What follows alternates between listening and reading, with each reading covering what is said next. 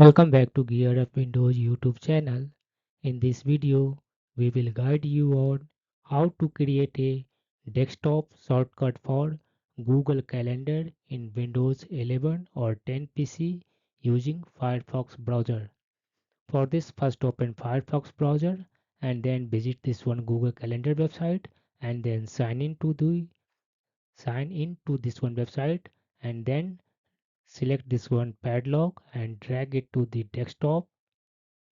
Now close the Firefox browser and rename this one